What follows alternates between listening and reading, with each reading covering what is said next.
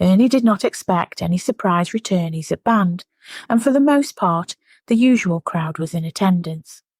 But he was delighted with a visit from Michael Thompson, who just turned up out of the blue. "Hello, Michael," Ernie said. "I am amazed to see you.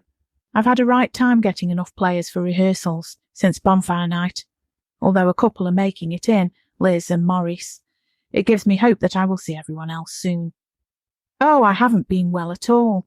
I have been having right conversations with the lavatory bowl," said Michael, "and our Stephen has got it worse than me, so I don't know when he'll be back. Anyway, I happened to see Mr. Morgan from the Grange in the village the other day, and he said that he had given you some wine. Have you drank it all?" "Why, do you want some?" "I have a bottle or two left," said Ernie. "I was going to put it in the raffle. People didn't really drink it because they were driving." "That explains it," said Michael, pushing his glasses up his nose with one finger. No, I am all right. I don't need it."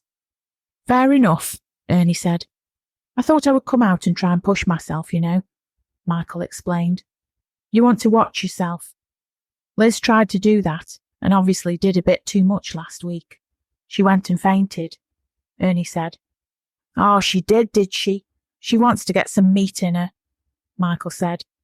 "Don't let her hear you say that. You know how she can get about vegetables and the like," Ernie said. Liz was listening. Her hearing had got better, even though she felt constantly nauseous. As the days went on, more and more Liz realised what was happening to her and all the others around her. No, she wasn't mad. The facts kept building up. Liz knew what was happening, and she knew what some people were. For the moment, she couldn't voice that, because then she would have to admit what she was, or nearly was, and she was not ready to hear those words, or for anyone else to hear or judge her. Liz kept checking her pulse, and it was still there and strong. She just wanted to carry on and be normal. Barry was back tonight, although he still did not look well. He murmured when he did speak, and struggled to sit on his high stool. Vincent had returned about 5 minutes after band had started, and looked very pale, but again, he was trying. He just came in, sat down, picked up his tuba, and kept himself to himself, quietly getting on with it.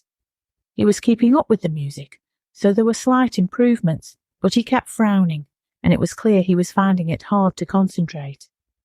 Ernie looked at the band.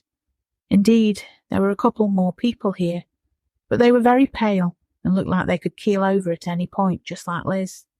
He really hoped this thing wasn't catching, or was not as severe as it seemed. So that he didn't interrupt band by making a phone call, he decided to go outside and check on arrangements for the concert at the Civic Hall. Picking up his mobile phone, he walked outside. It was freezing, colder than earlier. Winter was definitely on its way. He quickly rang Stuart, who made the bookings. He was also a colleague of Keith's, fellow police officer. Stuart confirmed everything was still on for that day. Tea and coffee would be provided, and Ernie checked the fee for the hall, as well as opening and closing times for him and the band. He was going to mention Keith, but thought that Keith would go mad if he sensed that Ernie was checking up on him.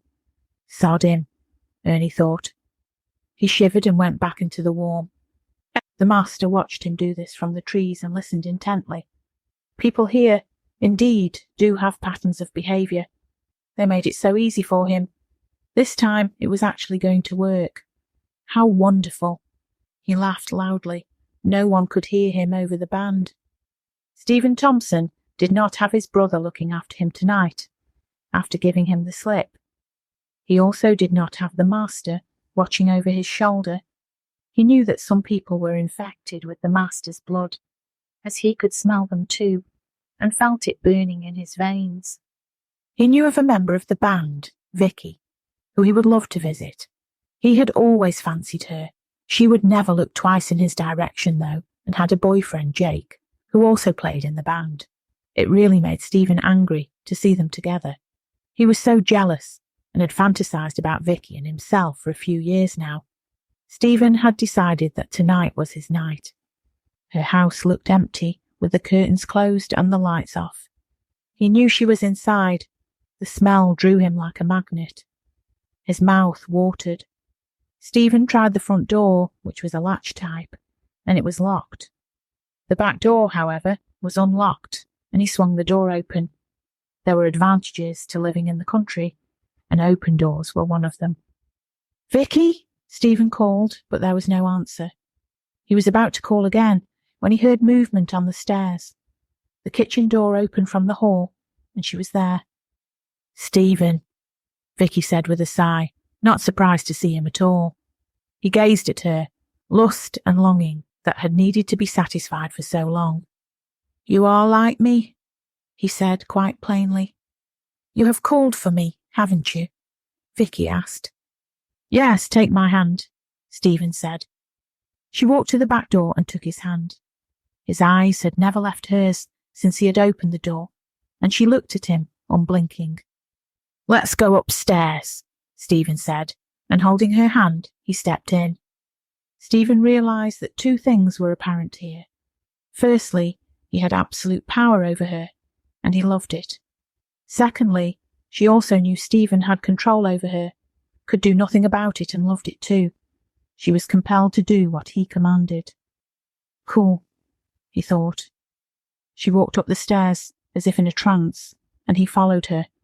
They went into her room, and she stood by the bed, turned around and looked at him, as if she was waiting for his next instruction, unable to do anything unless he said it.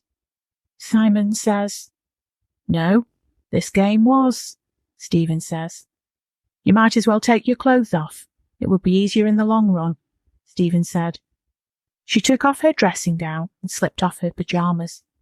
She stood naked in the moonlight, her beautiful body gleaming in the light from the street lamp, which came through the window and illuminated half the bed. Vicky was very curvy. Her voluptuous body was even more fantastic than he had imagined. He stared at her breasts, and then between her legs. He did this for a long time.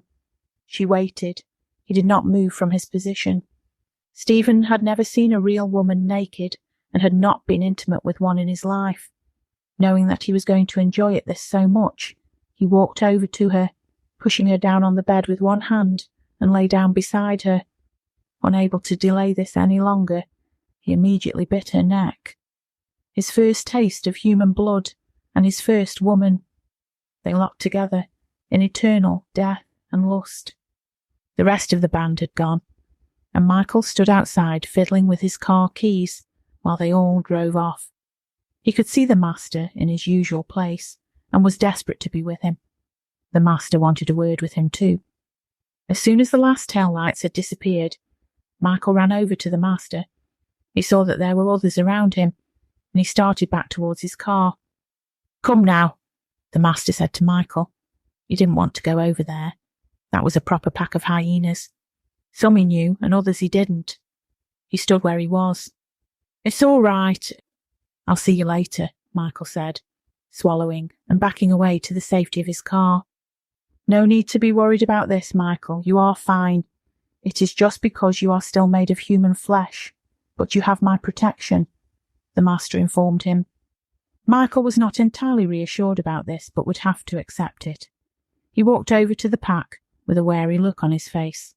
They all smiled back at him, menacingly.